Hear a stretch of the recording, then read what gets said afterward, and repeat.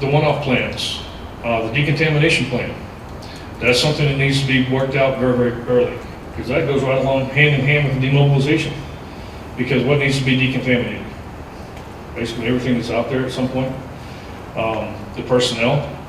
What kind of a decontamination are we going to do? We're going to do a dry decon, where we just roll the soil garments off of them if they're wearing Tyvek or something. Do they need to go through pools and do a scrubbing that way? It all depends on the product that we're talking about. The waste management. What are we doing with all the waste that we're generating during the decon? The stuff we're picking up out on the scene. All that needs to be, we have to have a place for it. It all needs to be written into a plan. It needs to be approved by the unified command, and so that everybody is working on the same page. Traffic management plan. This is not anything to do with the on-water stuff. This is around the command post. It's around the staging areas. Things to take into consideration are the staging areas or the command posts. Is it near a school zone? Is it going to affect traffic coming in and out? Are we going to need law enforcement to be out there directing traffic? Do we need to have one way into a parking area and one way out? Do we need, if we're going to have trucks running through an area, do we need to have them operating in one direction? That way we're not messing up traffic. So all these things need to go into consideration with the traffic management plan. Again, needs to be addressed by or signed off on by the unified command.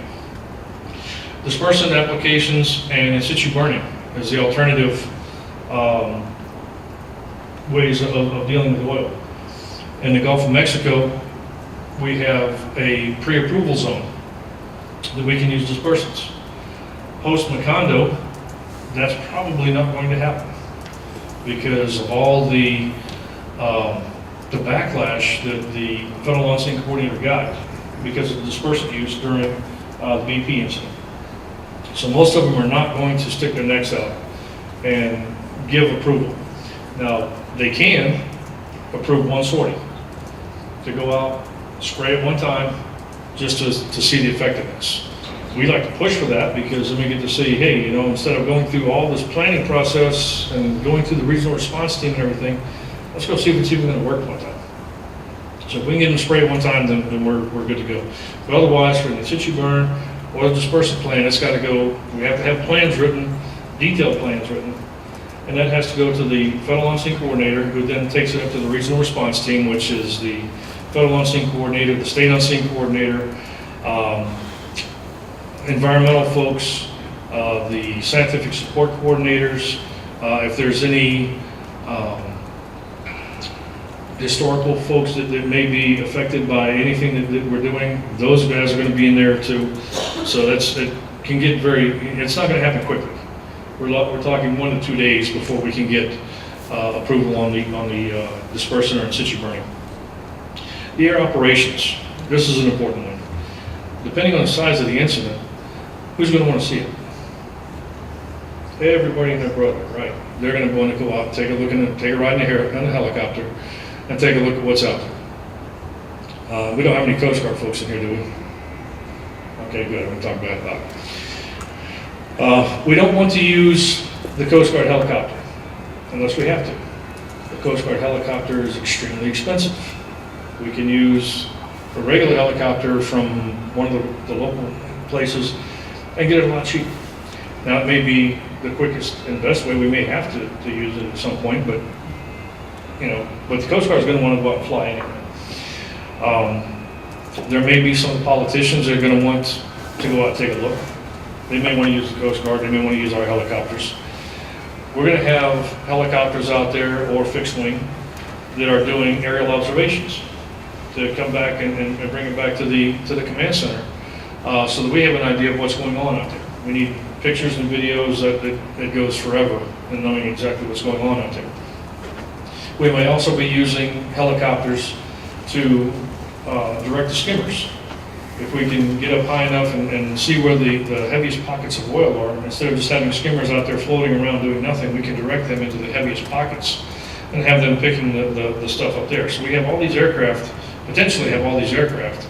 We need some way of untangling the mess that's up there and having control of it. So we have an area operations plan. Site security. That's not only for the command center, because we want to control who's coming in and out of our command center, but also the staging areas. During Deepwater Horizon, that was a very real thing we had to put up with, was they would bring in just truckloads of supplies in the afternoon, then overnight, suddenly they all disappeared. And you have to load it all again in a couple of days. Here it comes in, it's there for a day or so, then all of a sudden it's gone again. And it wasn't being used on the scene. It was just disappearing out of the staging areas. Something very important we got to talk about is that can that be done by a couple of guys in a pickup truck from one of the local contractors that can act as a security? Or do we have to have an actual professional security force out there? Something needs to be thought about. The medical plan. If somebody cuts their finger and needs a Band-Aid, what do? It may sound silly, but it has to go in the plan. Hey, you cut your finger, you got to report it. You go over here to the medical folks. They're going to put a Band-Aid, put some peroxide. You'll be fine. What happens if it's something a little more serious, where they got to be taken to a clinic or to a hospital? What hospital are you going to take them to? And all has to go into the medical plan. The communications plan, another very important thing. With all the equipment that's out there, we're going to have aircraft talking on the channel.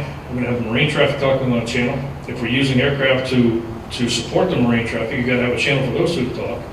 You may have an operations channel. You may have a talk-around channel just on the radio. So there's a lot of stuff that's floating there you got to think about. And also, how many people are you going to have in your command center? And your field supervisors and your branch directors and everything. You got to have a way of getting in touch with all these folks. You got to know who they are and how to get in touch with them. So all that has to go into the 205A, the comms plan.